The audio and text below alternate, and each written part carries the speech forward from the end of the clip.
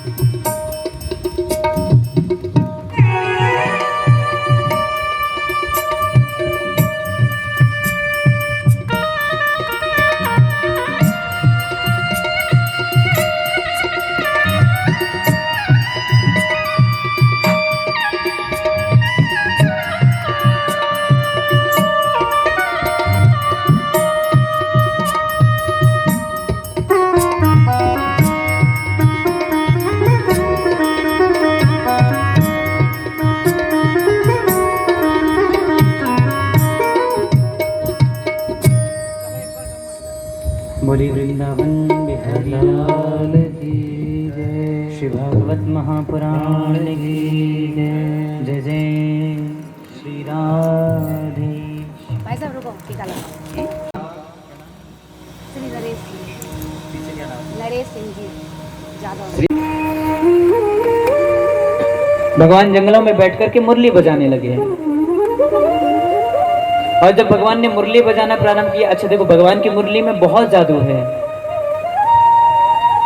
बहुत जादू है। बड़ी मीठी मुरली है भगवान की। मुरली के बड़े प्यारे गुण हैं। कभी मुरली को निहारना, कभी मुरली को देखना, जरा ध्यान देना। पहली विशेषता मुरली की ये सबसे बड़ी है कि जब तक फूंकोगे नहीं तब तक बोलेगी नहीं। ये मुरली की पहली विशेषता।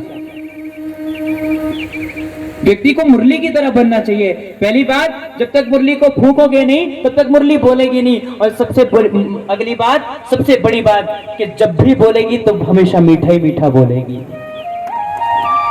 हमेशा मीठा बोलेगी। जब भी मीठा ही खोलेगी और बिना फूके नहीं बोलेगी। और एक और अहम खासियत है इस नन्ही सी मुरली की महाराज, जिसके सीने में तमाम छेद हो रहे हो, वो घायल पड़ी हो अंदर से, वो हमेशा दर्द उगालती है। लेकिन मुरली की विशेषता है कि उसकी छाती में, उसके बदन में छेद पड़े हैं, लेकिन महाराज कभी वो किसी के सामने रोती नहीं, बल्कि रोते हुए को भी हंसा जाती है। ये चमत्कार है उस मुरली का। रोते हुए को भी हंसा दे, ऐसी मुरली होती है। आज भगवान ने उस प्यारी सी मीठी सी मुरली का निनाद प्रारंभ कर दिया। और देखो जितने लोगों के कानों में ये मुरली का स्वर पहुंचा ना, उतनी गोपियों को, इतनी बालाओं को ये लगा कि शायद कन्हैया अपनी मुरली में हमारा नाम पुकार रहे हैं, शायद कन्हैया हमें बुला रहे हैं। आज महाराज जैसे जैसे भगवान ने मुरली का निनाद बढ़ा दिया, भगवान की मुरली का निनाद, भगवान की मुरली की ध्वनि जहां तक भी पहुंची, जिस भी गोपी ने सुना, आज उस गोपी को यह भास हुआ कि कन्हैया हमें मुरली के नाम में पुकार रहे हैं, मुरली की ध्वनि में पुकार रहे हैं। मुरली को सुनकर के जो गोपी जो कार्य कर रही थी, आज आधी रात को वो कार्य छोड़ करके भाग चली है। कोई पति की सेवा कर रही है, कोई सास ससुर की सेवा कर रही है, कोई संतानों को सुला रही है, कोई भोजन पका रही है। समस्त जिन जिन्होंने कान में मुरली सुनी, वो सब अपने काम को छोड़ करके भाग रही। और महाराज एक गोपी तो अपने पति को, दिन भर का थका हारा बेचारा घर पर आया था, शाम को बुला करके पैर धो करके विश्राम करा करके सुंदर प्रसादी उसके सामने रखी।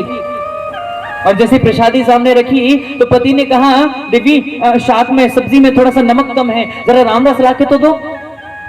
गोपी भागी भागी गई। इतने में रसोई में पहुंची थी कि भगवान की मुरली उसके कानों में आ गई। और जैसी मुरली कानों में आई, इतनी जादू भरी जिसकी ध्वनि है कि आज मोहित हो गई भगवान की उस मुरली पर। आज गई तो नमक लेने थी, गई तो राम रस लेने थी कि पास में ही बूरे का डब्बा रखा था। उठाना तो नमक चाहती थी लेकिन उठ डब्बा बूरे का गया। आज बूरा लेकर के भागी, उसने ले जाकर के पति को थमाया। पति ने नमक की जगह बूरा डाला और जैसे ही घोल करके खाया तो सब्जी नमकीन की जगह मीठी हो गई। इस बात पर इस बालक जितनी देर में डांटता ना उतनी देर में तो बूरा छोड़ के वो भाग चुकी थी महाराज। ये दशा हो गई आज गोपियों की। जो जो क्रिया करे सो छोड़ के भाग गई। एक के साथ तो बड़ी अजीब घटना होगी महाराज। वो भाग ही रही थी कि उसके पति ने उसको पकड़ लिया। अरे कहाँ जा रही है आधी रात को? बोले महाराज कन्हैया बुला रहा है। बोले आधी रात में उस कन्हैया के पास तो बिल्कुल नहीं जाएगी।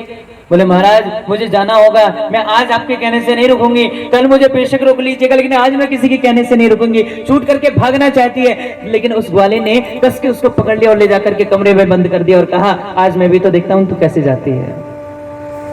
और जैसे उस गोपी को कमरे में बंद कर दिया ना तो आज वो गोपी कहने लगी स्वामी आज आप मुझे मेरे शरीर से भगवान तक जाने से रोक सकते हो लेकिन मेरी आत्मा को भगवान तक पहुंचने से नहीं रोक सकते। आज उस गोपी ने अपने शरीर का परित्याग कर दिया और शरीर को छोड़ करके आत्मा के रूप से आज सारी गोपियों के साथ जंगल में पहुंच गई। और आपको एक बार और आगाह करते भैया, ये जो गोपियां आई है कोई साधारण स्त्री नहीं है। आप अपने मन में ये ना सोच लीजिएगा कि गोपियां कोई हमारी और आपकी तरह साधारण स्त्री, नहीं नहीं, ये गोपियां साक्षात वेद की ऋचाएं हैं। वेद के जो मंत्र होते हैं ना साक्षात वेद की ऋचाएं हैं। ये वेद की ऋचाएं गोपियां बन करके ब्रजमंडल में। और तो और जिस समय हमारे श्री राम जी जंगलों में विहार कर रहे थे, जिस समय मैया जानकी को ढूंढते ढूंढते हमारे श्री राम जी विरह करुण क्रंदन करते हुए महाराज जंगलों में घूम रहे थे, जितने भी तपस्वी थे, जितने भी संत थे, जिन्होंने मार्ग में श्री राम जी को निहारा था, वो आज अपने मन में एक छोटा सा भाव लिए बैठ गए।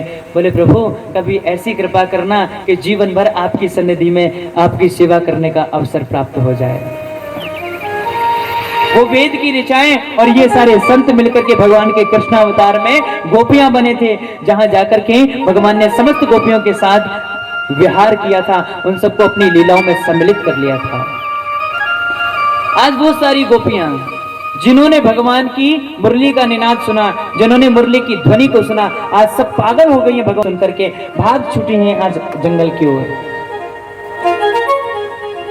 भगवान नेत्र बंद किए यमुना के किनारे पेड़ की छांव में बैठे हैं और मुरली बजा रहे हैं। अचानक से भगवान की मुरली बंद हुई और भगवान के नेत्र खुले। और जैसे नेत्र खुले तो भगवान ने दर्शन किया कि करोड़ों की संख्या में बहुत भारी समस्त ब्रज की गोपियां आज भगवान का दर्शन करने के लिए आधी रात में जंगल में आई। और जैसे सारी गोपियों को इतनी सारी संख्या में आते हुए देखा तो भगवान ने पूछा अरे गोपियों आप इतनी आधी रात में यहाँ क्या कर रही हो? गोपियां कहने लगी वाह महाराज, पहले तो खुद बुलाते हो और जब आ जाते हैं तो पूछते हो क्यों आई हो। भगवान कहने लगे देखो देवी, ये समय किसी पतिव्रता स्त्री के घर से बाहर रहने का समय नहीं है। हाँ, इस समय तो स्त्री को अपने घर रहना चाहिए, अपने सास ससुर की सेवा करनी चाहिए, अपने पति की सेवा करनी चाहिए, और तुम सब इस समय यहाँ हो ये अच्छी बात नहीं। पतिव्रता धर्म के विरुद्ध है ये। बोले महाराज किस पतिव्रता धर्म की बात कर रहे हैं आप? भगवान कहने लगे ये पतिव्रता धर्म बहुत विशेष धर्म है, बहुत बड़ा प्रभाव होता है पतिव्रता धर्म का। बोले अच्छा कोई प्रमाण है आपके पास? भगवान बोले क्यों नहीं है प्रमाण। आज भगवान प्रमाण बताने लगे हैं गोपियों को। भगवान कहने लगे देवी एक स्त्री एक गोपी अपने घर के आंगन में बैठी थी, अपने आंगन में बैठी बैठी चावलों को बीन रही थी। बात समझ आ रही है? चावलों को बीन रही है, वही बोलते हैं ना आपके यहाँ पर? हाँ चावल ही कहते हैं। हाँ तो चावल बीन रही थी। हाँ कई जगह पर ये शब्द थोड़ा सा भिन्न हो जाता है, कुछ लोग अपनी भाषा में कुछ और करते हैं, लेकिन हमारा काम है आप लोगों को समझाने का। वो चावलों को बीन रही है अपने पात्र में बैठी बैठी, तो महाराज थका हारा शाम को पति अपने घर आया और पति हार करके आज आकर के अपनी पत्नी की गोदी में सर रख करके लेट गया। पत्नी चावल बीनती रही, पति गोदी में सर रख करके लेट गया है और धीरे धीरे दिन भर का बेचारा थका रहा था, उसको नींद आ गई। तभी उसका नन्हा सा बालक खेलता खेलता वहां पर आया और उसी के जहां वो बैठी थी उससे कुछ दूरी पर एक छोटा सा दहारा था, एक ऐसा कुंड जिसमें अग्नि जली रहती है। वो छोटा सा बच्चा हंसता खेलता वहां आया और वहां आकर के महाराज, पत्नी मन में सोच रही है कि ये बच्चा इसमें गिर ना जाए। तो महाराज आज उस बच्चे ने खेलते खेलते उसी ओर अपनी यात्रा को प्रारंभ कर दिया जिस ओर अग्निकुंड है। और महाराज उस अग्निकुंड की ओर जैसे बच्चा बढ़ा तो धीरे धीरे धीरे धीरे वो अग्निकुंड के पास गया और एक समय वो आया कि वो अग्निकुंड में कूद गया, गिर गया। अब वो पतिव्रता जो स्त्री थी, वो जो गोपी थी, वो मन में सोचने लगी कि अगर अब मैं उठ करके भागी नहीं तो मेरा बच्चा जल करके मर जाएगा, और अगर मैं अब उठ करके भागी जो मेरा पति थका हारा सोया हुआ है ये जग जाएगा तो मेरा पतिव्रता धर्म नष्ट हो जाएगा। इस गोपी ने निर्णय किया महाराज कि मेरा बच्चा बेशक जल करके मर जाए लेकिन मैं अपने पतिव्रता धर्म को नष्ट नहीं होने दूंगी। बहुत देर बाद जब उस पति की नींद खुली ना, तब गोपी उठी और दौड़ करके जैसे अग्निकुंड के पास गई तो वहां जाके क्या देखा जानते हो? उस अग्निकुंड में उसका वो नन्हा सा बालक वो जला नहीं था, बल्कि उस अग्नि में वो किलोल करने लगा था, वो खेलने लगा था। मतलब पतिव्रता धर्म इतना प्रभावशाली हुआ कि वो अग्नि भी शीतल हो गई महाराज। वो उस बच्चे का कुछ नहीं बिगाड़ पाई, कुछ नहीं बिगाड़ पाई, अग्नि शीतल पड़ गई। कहने का तात्पर्य पतिव्रता धर्म इतना विशेष होता है कि चाहे कितनी भी बड़ी संकट आ जाए वो संकट एक साधारण बन जाता है। इसलिए महाराज भगवान बार बार गोपियों को समझा रहे हैं, देवी ये पतिव्रता धर्म के विरुद्ध है, आप आधी रात में यहाँ गए, जाओ वापस जाओ, अपने अपने पतियों की सेवा करो। आज महाराज